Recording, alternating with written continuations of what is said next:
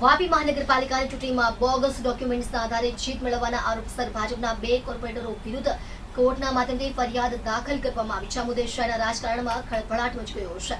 Vapi મનપાના ward number 3ના ભાજપના કોર્પોરેટરો શમસુદ્દીન ચૌધરી અને સુનિતા તિવારી વિરુદ્ધ કોંગ્રેસ વતી ચૂંટણી લડેલા ઉમેદવારે ફરિયાદ નોંધાવી છે. ફરિયાદમાં આરોપ મૂકવામાં આવ્યો છે કે બંને કોર્પોરેટરોએ ચૂંટણી પંચમાં નકલી લિવિંગ સર્ટી સહિતના મહત્વના ડોક્યુમેન્ટ્સ રજૂ કરીને ચૂંટણી લડી અને જીત મેળવી છે. કોંગ્રેસ દ્વારા બંનેનું સભ્યપદ તાત્કાલિક રદ કરવા અને ચૂંટણી પંચને ગેરમાર્ગે દોરવા બદલ કડક અને દાખલારૂપ કાર્યવાહી કરવાની માંગ કરવામાં આવી છે.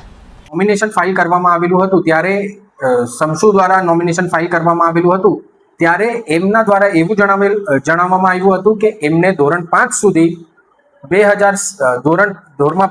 2007 સુધી હિન્દી વિદ્યા મંદિર સ્કૂલમાં અભ્યાસ કરેલો છે, પરંતુ એમના ડોક્યુમેન્ટો જોતા અને બીજા ડોક્યુમેન્ટ કાઢાવતા ફરિયાદીને એવું જાણ થઈ કે આ જે શમસુદ્દીન નુરુદ્દીન ચૌધરી છે એ ધોરણ 5 સુધી નહીં, ધોરણ 10 સુધી સેન્ટ ઝેવિયર સ્કૂલ છરવાડા ખાતે અભ્યાસ કરેલ છે 1 થી 10 સુધીમાં, અને એમની જન્મ તારીખ છે 13/11/1998 અને જેના પ્રમાણે એની ઉંમર 4 વર્ષ ઓછી હતી. અને આ 4 વર્ષની જે મતભેદો છે એ 2015ની જે ઇલેક્શન હતી જેમાં આ શમસુદ્દીન દ્વારા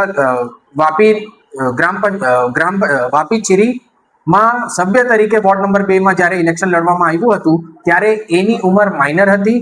ખરેખર 16/11/1998 એટલે કે સેન્ટ ઝેવિયરના જે ડોક્યુમેન્ટ છે એના આધારે અને વાપી નગરપાલિકાના જે બર્થ સર્ટિફિકેટ છે એ પણ એવું દર્શાવે છે કે એમની ઉંમર છે 16/11/1998. એટલે કે આ શમસુદ્દીન નુરુદ્દીન ચૌધરીએ ભારત સરકાર તથા ગુજરાત રાજ્યના ઇલેક્શન કમિશનને ગેરમાર્ગે દોરેલ છે અને ખોટો અને બોગસ લિવિંગ સર્ટિફિકેટના આધારે કેટલાક ડોક્યુમેન્ટો બનાવ્યા છે.